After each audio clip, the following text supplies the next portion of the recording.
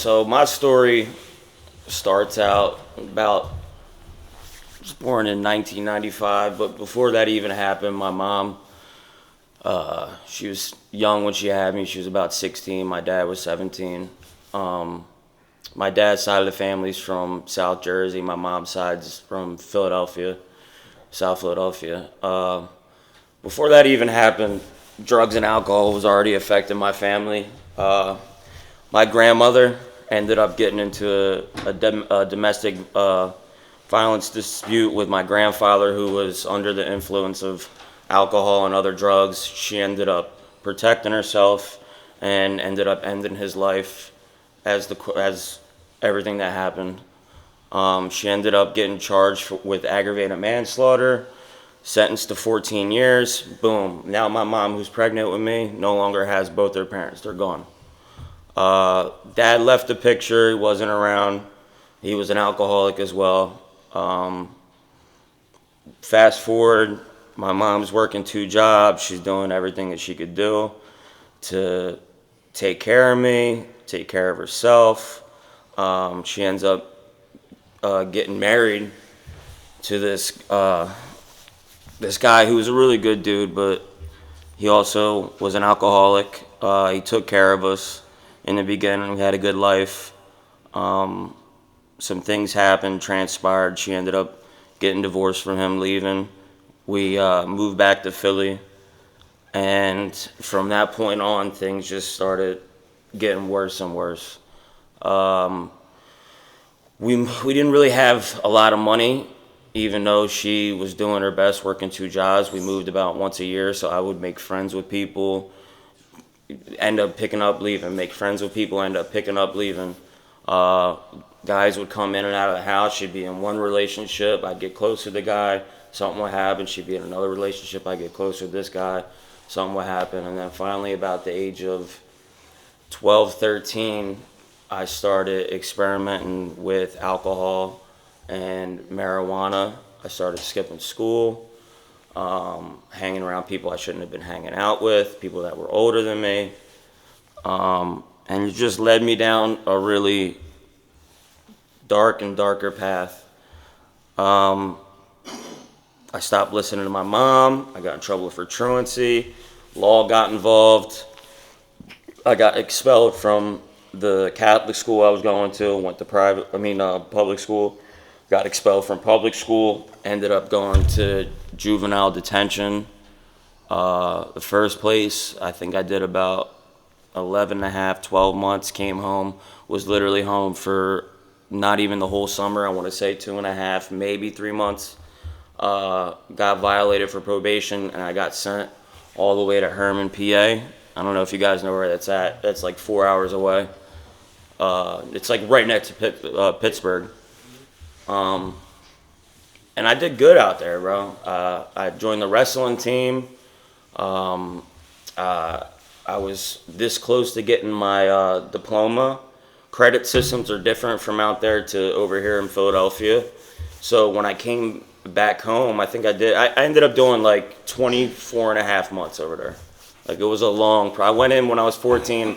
I came home when I was almost like, I was like right under 17. It was about to be my 17th birthday. But I was this close from getting my diploma and graduating, and I actually skipped a grade when I came back home.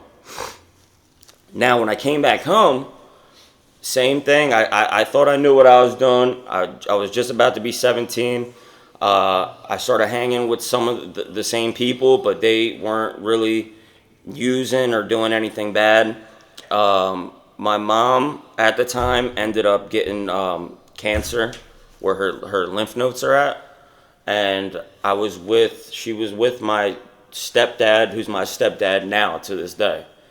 But back then at 17, I didn't really know him like that. I didn't call him my stepdad. We were still in that process of getting to know each other and setting boundaries and all this. Like, to me at this time, I just came home from juvie. Like, there's a dude in the house. Like, I don't know this guy. You know what I mean? She ends up getting sick. I don't know how to deal with it.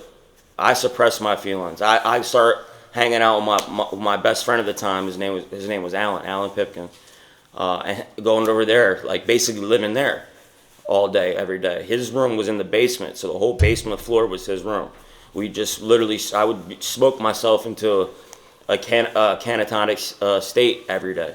Every day. Play Black Ops 2. Like that was my life. I dropped out of high school because I guess you like at 17. I think you're allowed to make that choice. Like there's a law where they don't have to make you go to truancy court or like anything. So I'm like, whatever. I'll just get my GED. I dropped out. Wish I didn't. So we're doing that. My mom ends up getting sick. I come home to take a shower, grab some clothes the one day. She just got out of surgery. I'll never forget it. Big hole in her neck. She still has a scar to this day. And it just like, I just broke down, dude. Like, it mentally messed me up. This is the one person who I've been like this with for the last 17, 18 years up until that point. And it just broke me. I still ended up leaving, going back, staying at Allen. I told him how I was feeling and everything.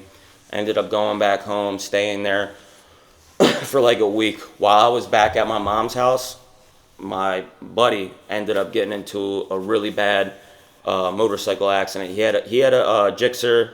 I think it was either a 600 or a 900. He really liked bikes, and he ended up getting into a really bad accident on Henry Avenue, where if you're going from Roxborough, Manayunk to the art museum or into the city, right, there's that turn that goes like that, and you have to pass the art museum. There's a bunch of trees right there.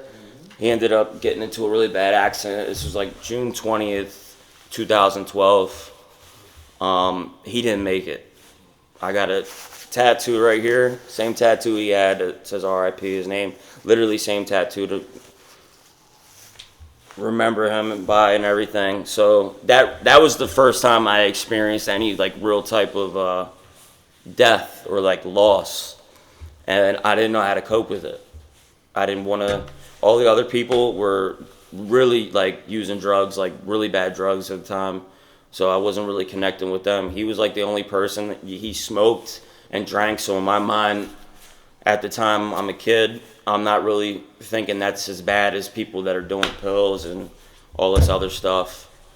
Long story short, I ended up linking back up with my cousin from my dad's side of the family who lived in Jersey. He's from Philly too, but he decided to stay down there and live down there. And I just started going down Jersey every weekend just to get out of there. I wanted to leave all that stuff behind. I didn't want to be in Philly anymore. I felt like a piece of me had died, basically. And slowly but surely, smoking and drinking, went to popping Xanax and popping Perk 30s, oxycodones, oxys, all types of stuff, bro. Doing cocaine, nitrous, just any and everything that you could think of was like my friend group in Philly. People did stuff, but they did it not in front of other people, and it wasn't accepted. Like if people knew what you were doing, you were labeled something, they didn't hang out with you, even though another person might be doing the same thing. I don't know if that makes sense in a way. It makes a lot of sense, yeah. In Jersey, it wasn't like that, bro. Like even the women and the people that had money and all that, it was just partying. Like they went out on the weekend, that's what they did. You know what I mean? It wasn't until, I want to say, 2016, 2017 is when people started going to college and starting to settle down and have families and like working and doing what they were supposed to be doing after high school, is when people started taking a step back and being like, oh, you're doing this too much. You know what I mean? But anyway, I was going down there every weekend, picked up habits, coming back up to Philly. My mom was sick, going through this. She stopped working. My stepdad now is the one picking up all the weight financially. He's going through it. That's also another reason why I tried to like not be around, to try and help them in a way, because I didn't want them to have to feed another mouth. I didn't want them to have to struggle and go through stuff that and make it more than what it already was. You know what I mean? I want to say around 2013 is when I picked up a opioid habit, and it went from doing perk 30s, 1, 2 every day, to 5, 4 or 5 every day, to 10 to 15 every day. Just became more and more expensive to the point where we were robbing people and doing stuff we shouldn't be doing. And then I was introduced to heroin. And what I was told, I always thought heroin was like the stuff you see on TV and documentaries, like how black tar heroin was. I never knew heroin was in a powdered form on the East Coast. Like, I didn't understand what dope was. What I was told was that it was like a super perk, basically. That's how it was explained to me. I started doing it. It was cheaper. From that point forward, I fell in love with it. You know what I mean? I started going to Camden. Then when I came over back to Philly, I was going to North Philly every day, and that was my life. You know what I mean? Basically losing any and everyone, screwing over any and everyone to get money, or find someone that would take me down to where I wanted to go get what I wanted to get. You know what I mean? Like, nothing was going to stop me at the end of the day. I was going to find a resource or a way to go get what I wanted. I ended up robbing this dude, me and my cousin, back in 2014. As we're leaving, we got into a really bad car accident. I cracked my head open really, really bad. I had to get medvaced from where I was at to Cooper Hospital in Camden and go into immediate surgery. I had to get 3 blood transfusions. I had to learn how to walk again. And it's so crazy because literally I was in there for about a month, and literally this is before they started putting guidelines on stuff, and before like the overdose epidemic and the fentanyl epidemic happened. So literally as I'm leaving, they hand me a script for oxycodone for my head. I understand, you know what I mean? I started all over again, abusing, to trying to get as many scripts as I could out of it until they stopped filling them. I didn't learn my lesson. You know what I mean? Cops got involved with the whole robbery situation. They ended up kicking my grandmother's door in the day before Thanksgiving in 2014. I ended up doing 18 months altogether. And it's crazy because I was probably the healthiest I've ever been up until that point while I was away for those 18 months, because all I did was work out. I didn't smoke. I wasn't doing anything. I went to church in there, played basketball, and it's crazy because like I came out of going to county and prison, and everyone was still using the shit on the streets. So like I was like, what the fuck? Like, I remember playing with a game of basketball with my cousin, and like I'm fine. And he always used to be better than me, and I was kicking his butt. I'm like, no, this ain't right. Mind you, he's throwing up on the side of the court after like 10, 15 minutes. And I'm like, oh, it's because he's still smoking cigarettes every day. He's still getting high. Like, what the fuck's going on? And then I'm like, oh, shit. I had my stuff together. I was on parole. I think it was like 2016, from 2014 to 2016. Came home, I was on parole. Was doing fine. IOP, everything was working. I forget what happened, but something happened between me and my mom, or it was like a job or something, and I ended up getting really, really upset and angry, and everything I had learned and took in, I basically put in the toilet and flushed it. And I knew my cousin was still using because he would hit me up all the time, and like he would never like push me to try and use with him, but it would almost be like, hey, I'm here if you do ever mess up again, my number's here. You know what I mean? And I hit him up. I was like, hey, what are you doing? Blah blah blah. This and the third. He's like, he's like, I'm at Dad's right now. His dad lived in Philly too, like right where what's it called? Not Kensington, but Port Richmond. Lived in Port Richmond.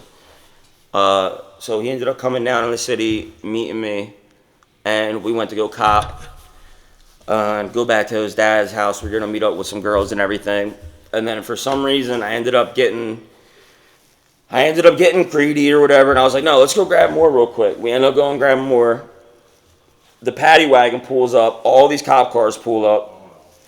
They end up raiding the block right off of B Street. Grabbed us. We ended up getting caught in the raid. Long story short, I'm not gonna get into details and all that stuff. I'm on parole. So immediately I get hit with a sticker. I'm going back upstate, bro. They didn't find anything on me or anything. I don't know if they found stuff on him. It doesn't matter. You got caught in it. You got police contact. They charged me for resisting arrest because I ran like an idiot. No bond. He's going home. He gets ROR. Now, if I wasn't on parole, I would have got ROR and been right back on the street with him and been fine. No. So I go up there. I'm sitting up there for about 9 months. Same situation. I get right back into the routine, whatever. I'm waiting for this case to get thrown out. I know it's going to get thrown out. It just takes time. They do this stuff to mess with you. Like I said, even if they don't find anything, they're going to hit you with a charge and make you sit, bro. That's just how it is. When they see people down there that aren't doing the right thing, they're going to mess with you. Like, negative stuff comes with the negative things that you do. If you're in a negative environment doing negative things, it comes hand in hand, bro. So I ended up going away for 9 months. I'll never forget it. February 2017. I call home. My mom's on the other end of the phone, crying. She's like, I need to tell you something, but I don't want to tell you. I got to patch someone else through on the phone real quick. I'm like, all right, what's going on? So she patches this girl, Jess, who's like a sister to me, who ended up catching the case. She's my cousin's girlfriend at the time. And she caught the whole case with us when I got my head busted open and everything. Never told, got him a lawyer and all that. I respected that, like, a lot. Like, she didn't make the situation worse than it could have been. They were still together at that time. She was sober and trying to get him to get his life together and all that. Long story short, I found out he passed away. They found him in Camden. He was going to pick up his daughter. He ended up stopping in Camden. He got high, ended up overdosing behind a building. They didn't find him until 2 weeks later. I literally broke down, bro. I was like, I gotta get off the phone. Hung the phone up, went in my cell, laid down, and just basically broke down because I wasn't trying to have anyone see me like that. Long story short, I ended up coming home. I'm broken at this point. You know what I mean? I literally go straight into not doing the right thing, not listening, not using, until it finally caught up to me and I couldn't financially support my habit anymore, and I would just go to rehab just to get my tolerance down and do the cycle, or because no one wanted to let me live with them. I'm also like a grown man at this point. I'm in my 20s, early 20s. It was just bad, bro. It was just really bad. Like, I did want to get sober when I was younger, but I don't think I had the mental capacity to understand that, like, if you're not 100% fully equipped to put every and anything down to help yourself, including the people and the places and the things that are gonna, you know what I mean, end up making you go back into that lifestyle, then it's not gonna work. 100% not gonna work.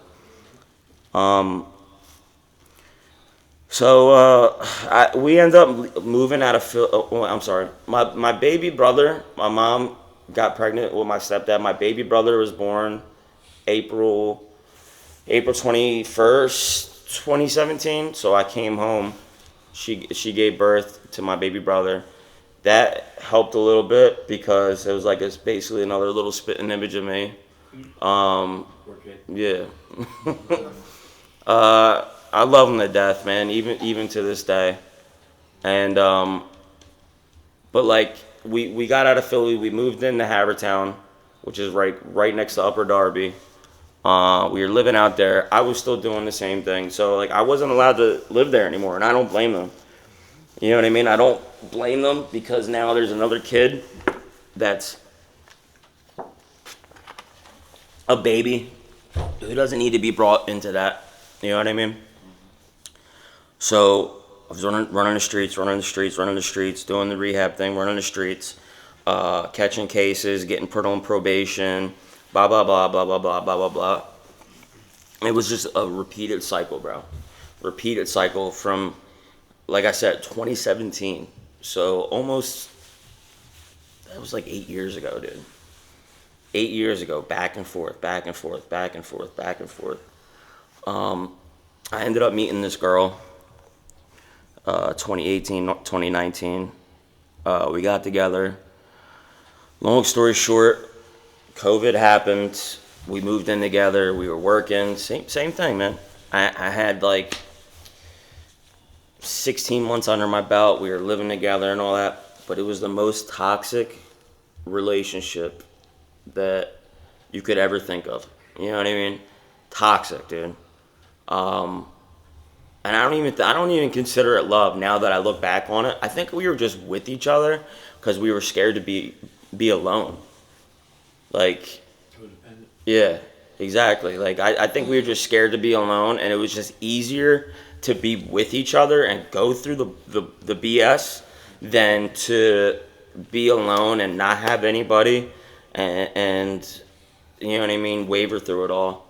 And it's just crazy looking back on it now because like she wanted to have kids and all this other stuff. I wanted to wait, and I'm glad I waited because she's with somebody now. They have a kid, whatever. Like immediately after I left that relationship, but we were engaged and all. I dropped like $3,500 on a ring, everything. We were engaged, soon to be married. Her family was like her family became my family, and it was almost like the dad that I never had, the mom that was not sick and like sober, not drinking. Like I was like, damn, dude. Like, and she like was basically like not grateful for the setting that she had, man. And I was like in my head, I couldn't understand that. I couldn't fathom that. I was like, dude, if we traded places. If we traded places,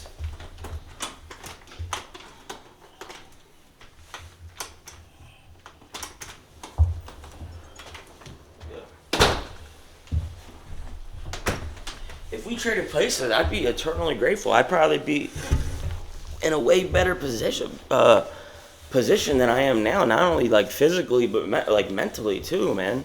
You know what I mean? So when that relationship ended, that family dynamic ended too, and it just messed me up. You know what I mean? I was like, not only did I lose this person who I just spent the last 4 years of my life with, but all the good that came from outside the relationship is now basically like it never happened too. So that ended back in like 2021. Going forward, the next couple of years, I don't even remember because all I did after that, bro, was use, just to numb myself. I didn't want to be here anymore at all. And I really, thinking back to that, it is 100% true. Because it was just hospital visit after waking up in a ditch somewhere to hospital visit. I can't tell you how many times I would wake up somewhere not knowing where I was at and struggle to find a way to get back home, or wake up in a hospital and then freaking out because I knew that I didn't have insurance and I wasn't going to be able to figure out or anything, and they were going to send a letter to my address, and my mom and my dad were going to see it. And accuse me of getting high again and all this other stuff. So finally, some stuff happened between my mom and my stepdad. That wasn't just me. It was everyone, every and anyone. They ended up splitting up. My mom has a drinking problem too. My stepdad's more of like a functional. I know that sounds crazy, but he's able to pay the bills and do what he does and all this other stuff. But he still does things too. He's not a saint either. But they separated. I didn't feel comfortable being there. I ended up going to rehab, trying to get my stuff together. I came back home. This is recently. I ended up going online, finding a bunch of stuff about greenhouse, and calling Kevin, calling John, and we're trying to figure out how I could get here, Uber here, what the program was like.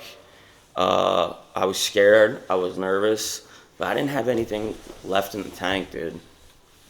Once again, after, like I said, my whole basically end of my teens, all my 20s, my family's now broken. I like, it's just, I was literally this time 100%, there's no turning back. I was done. I ended up coming here, and I really believe in my heart of hearts that it saved my life, dude. 100%. I was able to get away from the toxicity of the stuff that was going on in my family. I was able to get away from Philly in itself. I was able to befriend people that were here in the program with me. I was able to find a sponsor. I was able to find a job. I was able to save money. I was able to do what I had to do for myself and just pick up the things and become a man that I knew I always was and always had been, bro. You know what I mean? It's just like when you start to use, you take those things that you've learned and they become unseeable because you're not the person that you are. And then when you try to come out of that fog, you don't just pick things right back up, man. You have to like almost relearn everything again. It's crazy. True. And so that's what I did, man. For the last 16 months, I just tried to take it one day at a time. I'm very impulsive. Very, very, very. Anyone that really knows me and grew up with me will tell you that.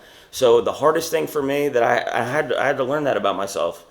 I have to sit there and stop and think before I do something, because if I don't, the first thing that comes in my head will come out of my mouth. The first thing that comes in my head, whether it be an action, I will do. You know what I mean? So I had to firstly learn that. I had to get all the thoughts out of my head that, yeah, this is of me being miserable and having to work and all that. Most of the people, everyone has to work. Everyone has bills. Like the days that I wake up miserable, I have to remind myself that I'm not getting high. I have money in my pocket. I have food. I have food downstairs in the fridge. I'm surrounded by decent people. Like, bro, it could be 1,000 times worse, bro. 1,000 times worse, bro. Like, and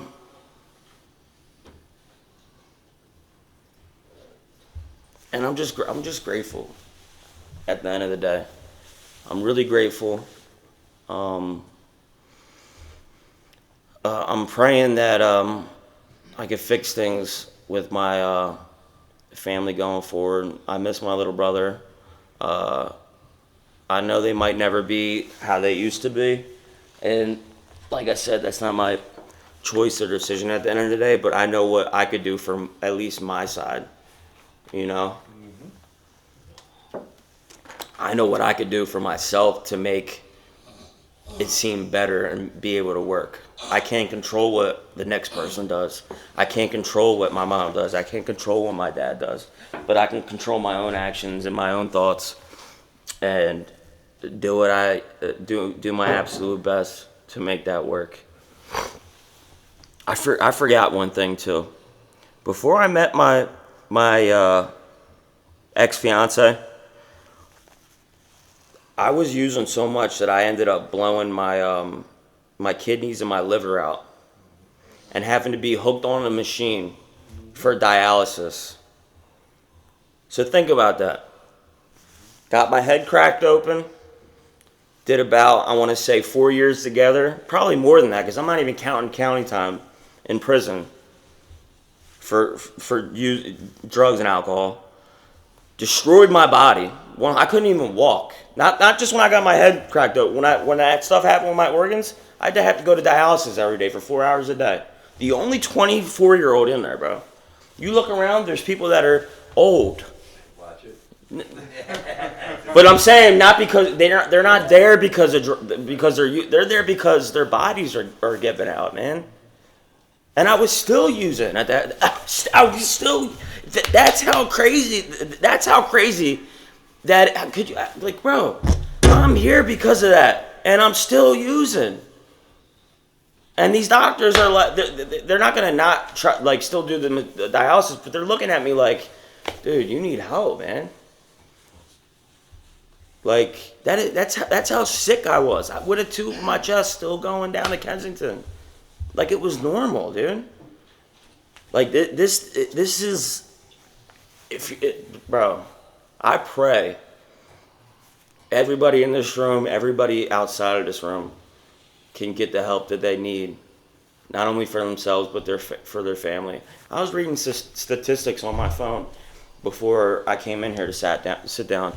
There's 40 to 60% of people end up relapsing again after they leave rehab. 40 to 60%. That's more. That's almost either right under half or 10% more than half of people go back out to using. And guess what? It's not right. It's not before 2013. The stuff that's out there now is killing people, bro.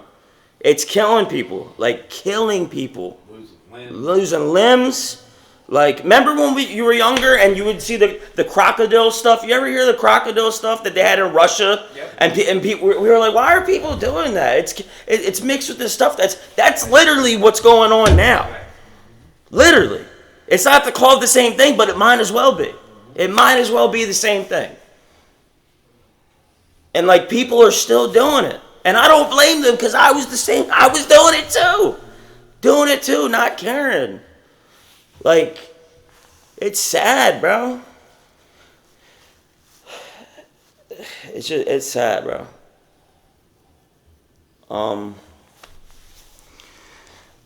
What time is it? I'm sorry I went all over the place. Great, bro. I appreciate everybody in here. I'm gonna keep doing my best to keep going forward each and every day. Not every day is gonna be easy. You know what I mean? I don't expect it to be easy. But it's trials and tribulations, man. I thank my higher power. I thank God. I know my cousin's watching over me. I know my best friend's watching over me. And that's, at the end of the day, all I really need. You know what I mean? I don't need no one's approval. I don't need anyone to tell me any or anything, because I know what's right and wrong. We all do, at the end of the day. I appreciate you guys listening to me. That's my story.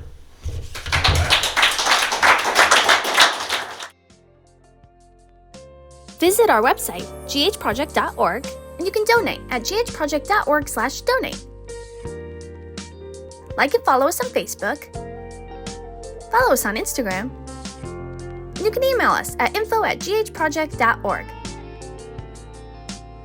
Thanks for watching.